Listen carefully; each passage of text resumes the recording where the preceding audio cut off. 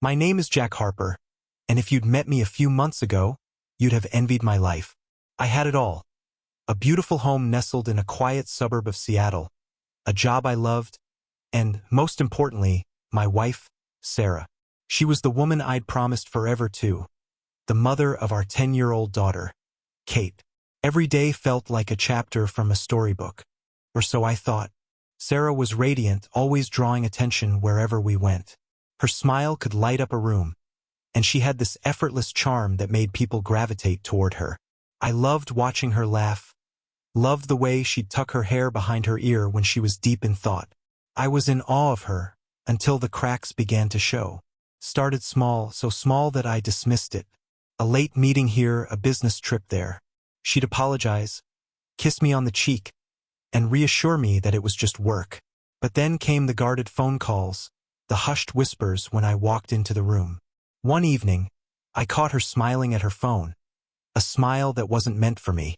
She quickly locked the screen and laughed it off, but my gut told me something was wrong. I tried to ignore it. After all, we were happy, weren't we? Sarah loved me and I loved her. But the doubt grew, gnawing at the edges of my mind. It was the little things, her sudden interest in new clothes, her lingering perfume when she came home late, the way she avoided my eyes when I asked about her day. One night, as she slept soundly beside me, I stared at the ceiling and felt a cold realization settle over me. Something was happening, something I couldn't explain. My perfect life wasn't as perfect as I thought. And so I made a choice. I needed to know the truth no matter how much it hurt. Because deep down I already knew my storybook life was a lie. The day I found the first undeniable clue started like any other. It was a Friday, and Sarah was her usual self. Cheerful, warm, and stunning in a way that made my heart ache.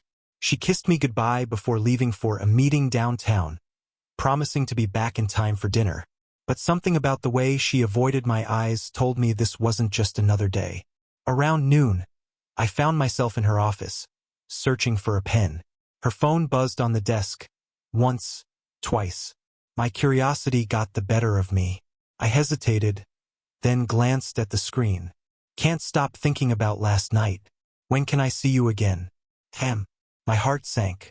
My hands trembled as I read it over and over again, hoping I was misunderstanding. But the implication was clear. This wasn't a message from a colleague or a friend. This was something far more intimate. Before I could process it, Sarah walked in. Her eyes darted to her phone, then to my face. Her smile faltered for a split second, barely noticeable, but enough to confirm she'd seen my reaction. "What's wrong?" she asked, her voice steady, casual. I forced a smile. "Nothing. Just thought I heard Kate calling." She didn't press, but as she picked up her phone, I saw her swipe the notification away and quickly type something. She acted as though nothing had happened, chatting about her plans for the evening. But I couldn't unsee that message. That night, as Sarah slept, I sat in the living room. The phone's words burned into my mind. M. Who was M? How long had this been going on? And why? I didn't sleep. The next morning, I made a decision I would find out everything. Sarah's phone was locked, and I couldn't confront her without more evidence. So I did what any man in my position would do. I called in a professional. It took the private investigator 2 weeks to confirm what I had feared. The name was Michael. He worked with Sarah at her firm. The photos were damning, lunches that weren't business meetings, hotel rooms that weren't for conferences. My stomach churned as I flipped through the images, each one driving a knife deeper into my chest. But I didn't confront her. Not yet. Instead, I planned. She didn't know I knew. That was my advantage. The days that followed were a blur of numbness and quiet rage. Every time Sarah smiled at me or kissed me goodnight, I had to fight the urge to scream. But I knew better than to act on impulse. If I confronted her without a plan, it would all fall apart. I began studying her like a detective studies a suspect. She thought she was clever, but the signs were there. Her patterns were predictable. Texting late at night, suddenly needing space to relax, or claiming she was too tired to talk. And the excuses, God, the excuses were pathetic when I saw them for what they were. I started tracking her movements. Every time she said she had a meeting, I noted the time and location. The private investigator had given me enough to work with, but I wanted to confirm it all myself. If I was going to act, I needed to be sure. One afternoon, she left for what she said was a work seminar. I waited 30 minutes, then got in my car and followed her. My heart pounded as I trailed her through the streets of Seattle. She drove to a boutique hotel downtown. I parked a block away and watched as she stepped out of the car, glancing around nervously before heading inside. I waited for what felt like hours, though it was only 45 minutes. When she finally emerged, she wasn't alone. Michael was with her, a tall, clean-cut man with the kind of smug confidence that made me want to hit him. He held her hand briefly before they separated, walking to their respective cars as if nothing had happened. That was the moment I knew this wasn't just some passing fling. This was deliberate, calculated, and cruel. That night, as we sat at the dinner table with Kate, I watched Sarah laugh at our daughter's jokes, completely at ease. How could she sit there, so composed, after what she'd done? My stomach churned with disgust, but I forced myself to smile and play along. Later, after Kate went to bed, I confronted Sarah. Not with accusations, but with subtlety. "How was the seminar today?" I asked casually. She hesitated for a fraction of a second. "Good. Productive. A bit boring, honestly." "Boring, huh? Did you see anyone you knew there?" Her face didn't betray her. She shook her head and said, "Just colleagues. Nothing exciting." I nodded, hiding the storm inside me. She didn't know I'd seen her. She didn't know I had proof. That night, I made two decisions. First, I would not confront her yet. Second, I would meet Michael. The next morning, I called in a favor from the investigator. I needed more details about Michael, his habits, his weaknesses, his past. If I was going to bring this house of cards down, I needed to understand the man she had chosen over me. When the report came back, it was a goldmine. Michael wasn't the clean-cut professional he pretended to be. He had skeletons in his closet, financial fraud, shady business deals, and whispers of a violent temper. He was a man who thrived on control, and Sarah was just another piece in his game. But now I was in the game too, and I don't lose. The moment I decided to engage Michael directly, everything shifted. I was no longer a passive observer in this tragedy. I was the orchestrator of its conclusion. If Michael thought he could take what was mine, he was about to learn just how wrong he was. I started small. The investigator had given me Michael's favorite haunts: an upscale gym, a jazz bar he frequented on Fridays, and a golf club where he loved to flaunt his status. I chose the bar. It was intimate, casual, and perfect for a coincidental encounter. That Friday, I dressed sharp but not flashy, just enough to blend in but still command attention. I sat at the bar nursing a whiskey, my eyes scanning the room until I spotted him. He was chatting with the bartender, his laugh loud and self-assured. A man who thought the world revolved around him. When he glanced my way, I raised my glass slightly, a universal gesture of acknowledgement. He nodded back. It was all the invitation I needed. "Mind if I join you?" I asked, sliding onto the stool next to him. He smiled, clearly pleased to have an audience. "Not at all. Michael." "Jack," I replied, shaking his hand. The irony of it almost made me laugh. We talked for over an hour, and I let him do most of the talking. He bragged about his business ventures, his car, even his taste in whiskey. I listened intently, dropping just enough hints about my own success to keep him interested. By the time I paid for our second round of drinks, he was treating me like an old friend. As the night wore on, I steered the conversation subtly toward relationships.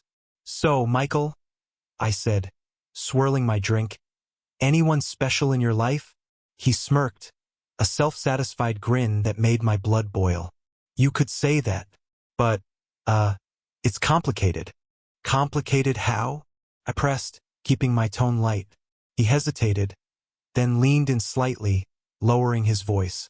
"Let's just say I'm seeing someone who's tied up in other ways." The audacity of his words hit me like a punch to the gut, but I didn't flinch. Instead, I laughed. "Sounds risky." "Risk makes it fun," he replied, clinking his glass against mine. I wanted to smash the glass over his head.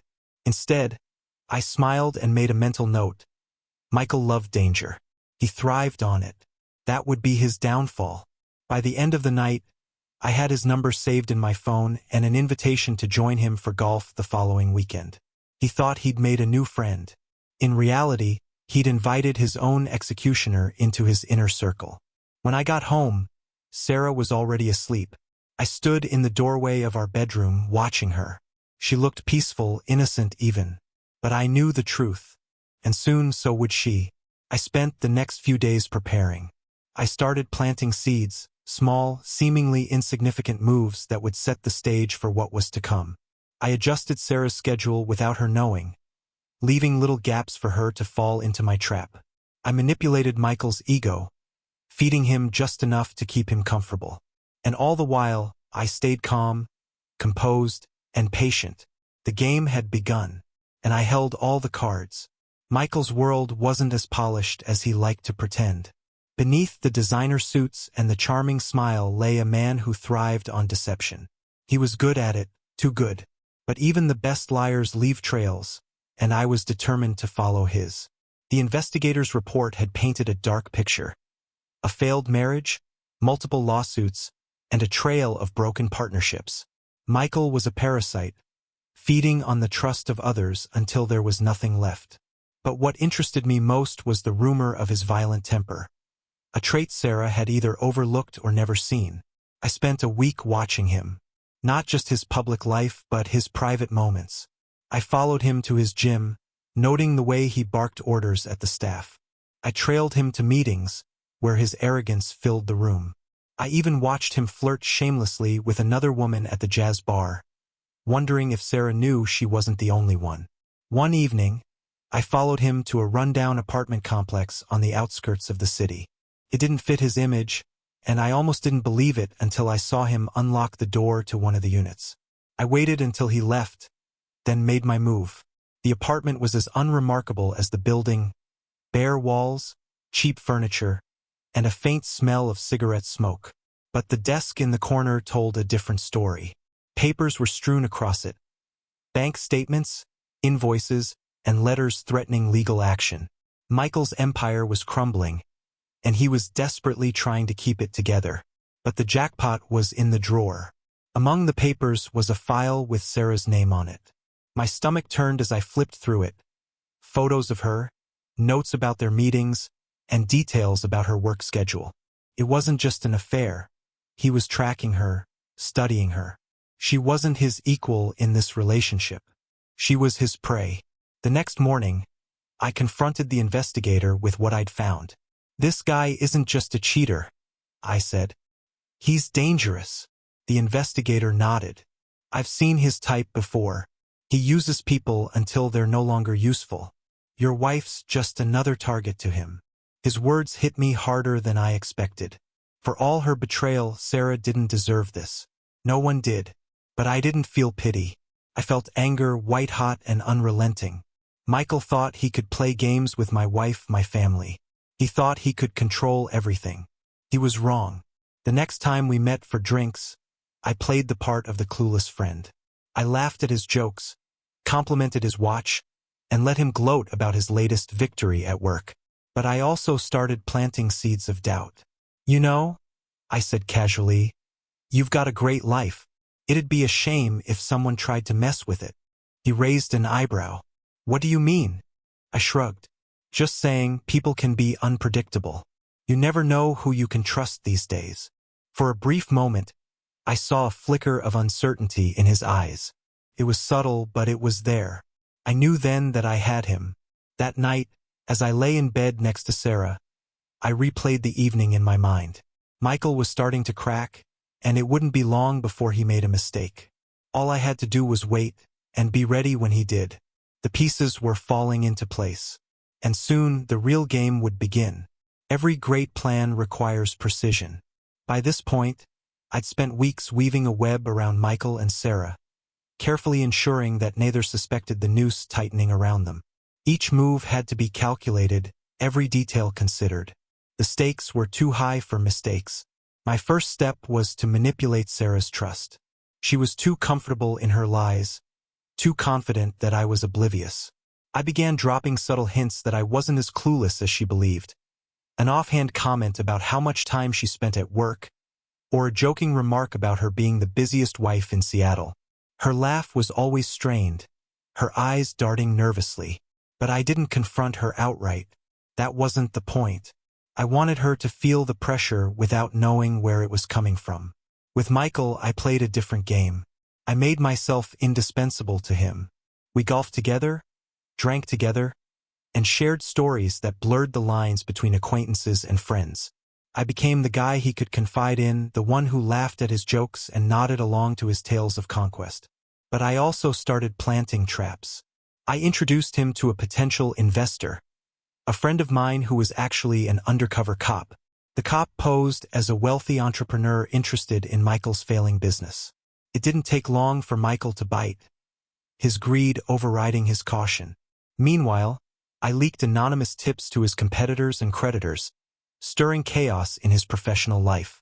Lawsuits resurfaced, deals fell apart, and Michael's once smug demeanor began to crack.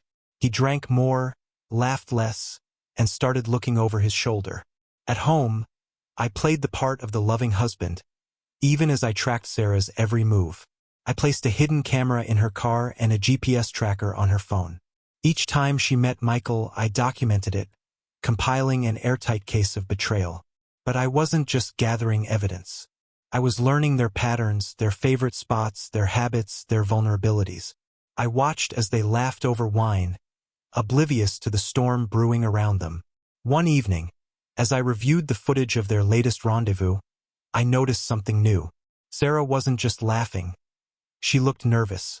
Her hands fidgeted with her glass, and she glanced around the restaurant as if she expected someone to be watching. She was starting to crack. The turning point came when Michael made a critical mistake. During one of our golf outings, he let slip that he was planning to leave Seattle for a fresh start. "Too much drama here," he said, taking a swing. "Time to cut my losses and move on." I pressed him for details, feigning casual interest. He mentioned a new job opportunity in Los Angeles and hinted that someone special might be joining him. Sarah.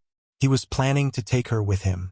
That night, as Sarah prepared for bed, I leaned against the doorway, watching her.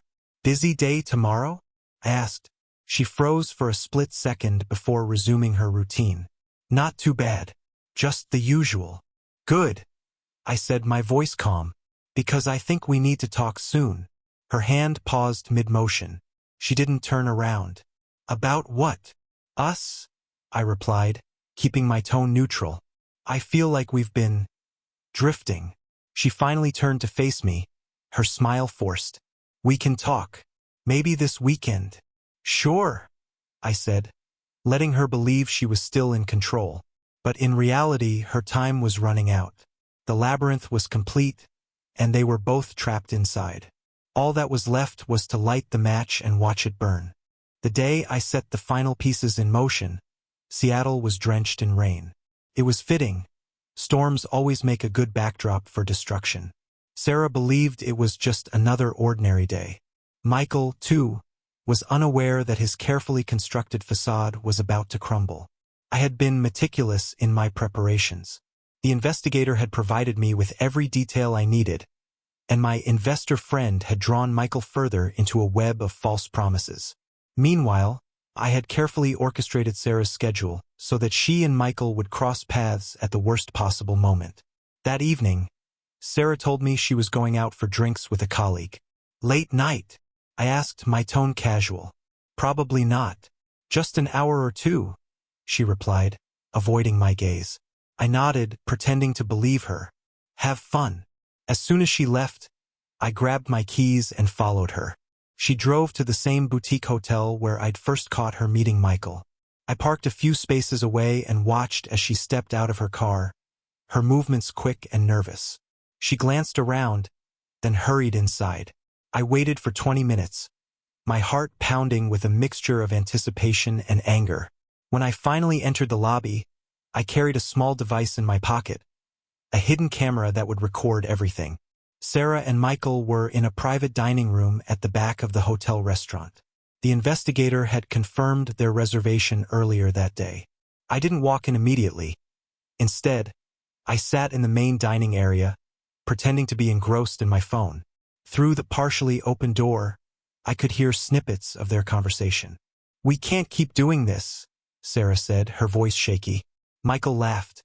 A cold, dismissive sound. "You're overthinking it. Jack's clueless. He'll never find out." My grip on the phone tightened. It wasn't just the betrayal, it was the sheer arrogance of it all. At precisely 8 p.m., my investor friend entered the restaurant. He was carrying a briefcase filled with fake contracts and a hidden recording device. His job was simple: confront Michael with a fabricated business deal gone wrong and provoke a reaction. It worked better than I could have hoped. As my friend approached their table, I moved closer, pretending to search for someone. "Michael," he said, his voice loud enough to draw the attention of nearby diners. "We need to talk about the money you owe me."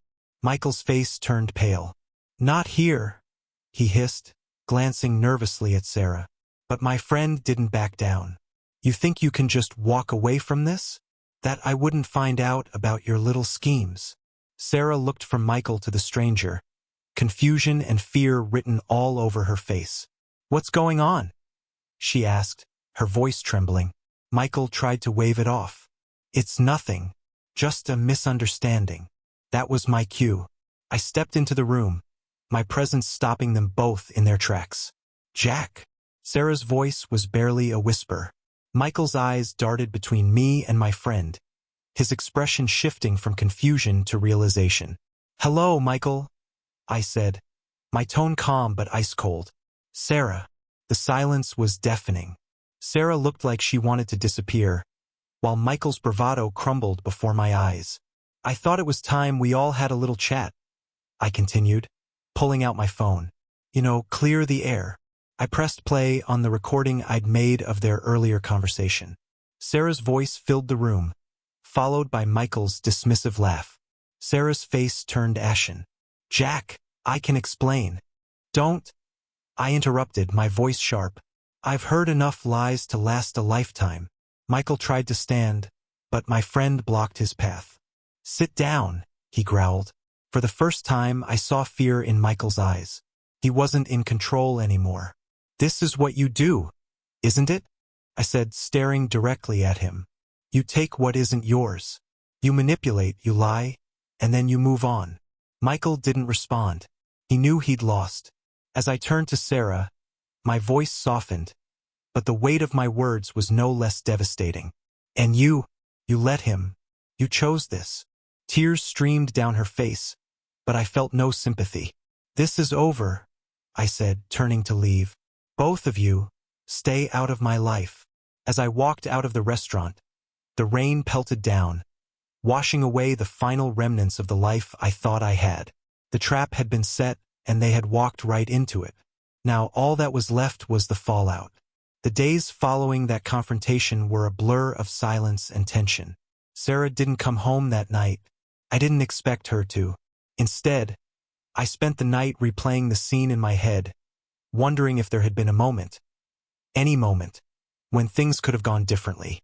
By morning, my anger had cooled into something colder, sharper. I wasn't done yet. Sarah finally returned 2 days later, her eyes red and swollen. She stood in the doorway like a stranger, clutching her purse as if it might shield her from the weight of my gaze. "Jack," she began, her voice trembling. I'm sorry." I said nothing. "Please," she continued, stepping inside cautiously. "We need to talk." I stared at her, my silence heavier than any words I could have spoken. She broke under it, tears spilling down her face as she collapsed onto the couch. "I made a mistake," she sobbed. "A terrible mistake. But it didn't mean anything, it was just a distraction. I didn't want to hurt you." Her words were like shards of glass, cutting into the remnants of my trust. "You didn't want to hurt me?" I said finally, my voice low and steady. "Then why did you?" She couldn't answer. While Sarah begged for forgiveness, Michael's world was unraveling. The investor I had introduced him to had escalated their fake business dispute, feeding information to Michael's creditors and competitors.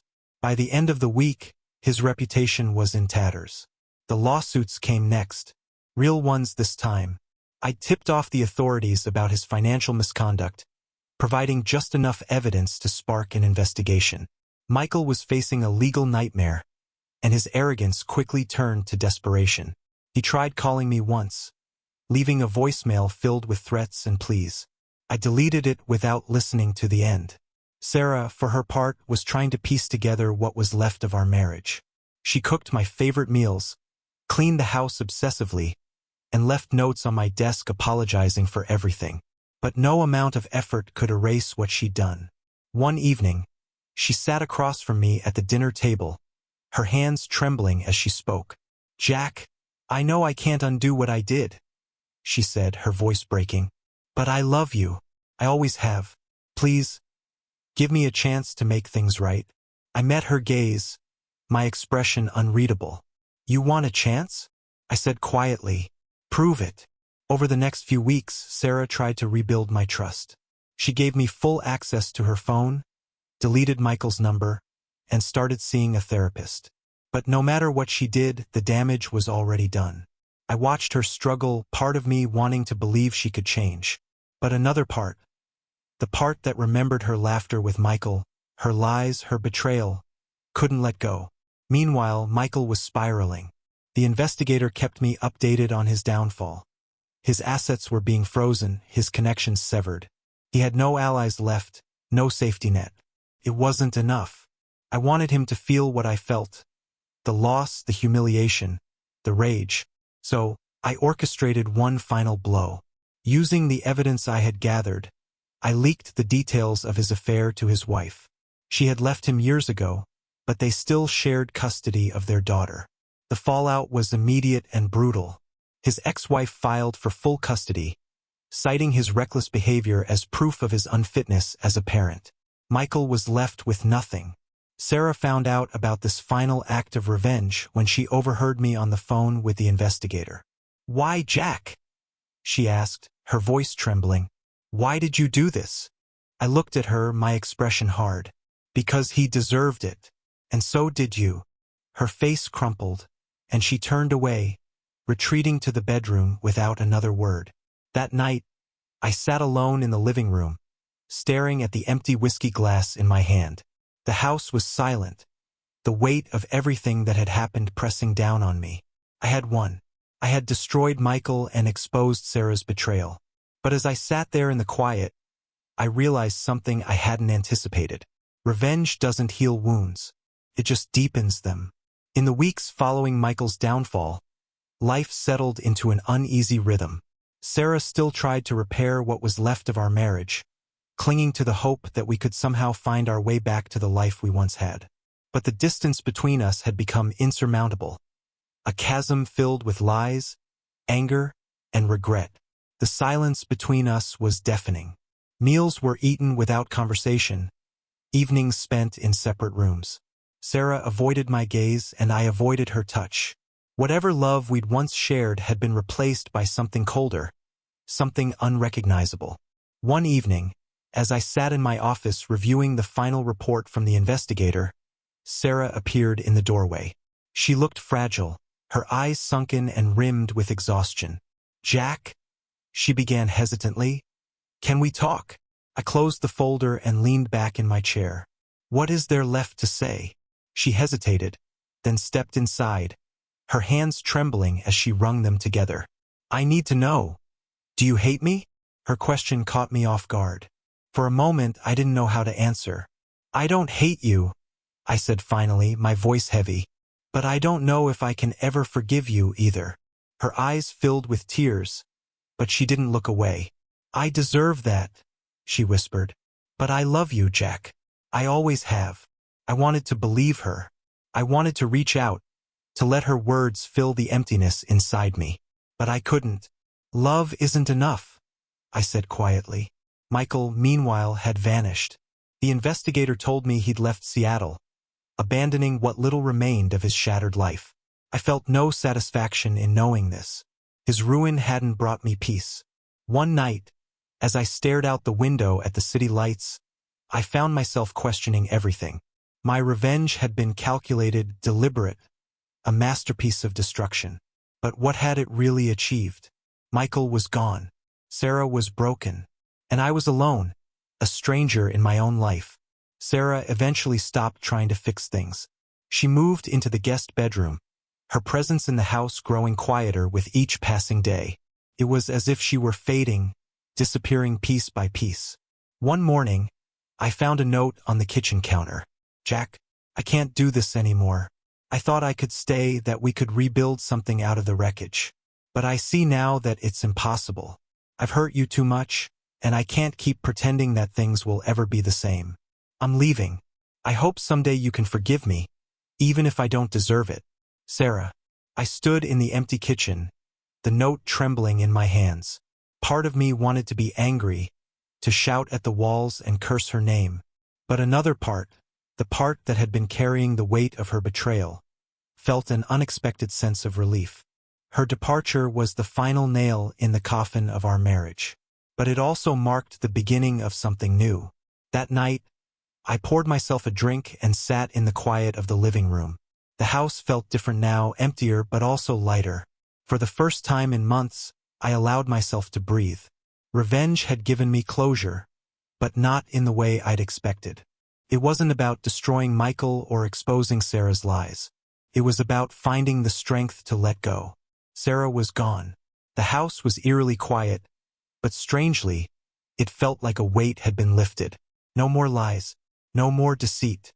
I was alone, but for the first time in months, I wasn't drowning in bitterness.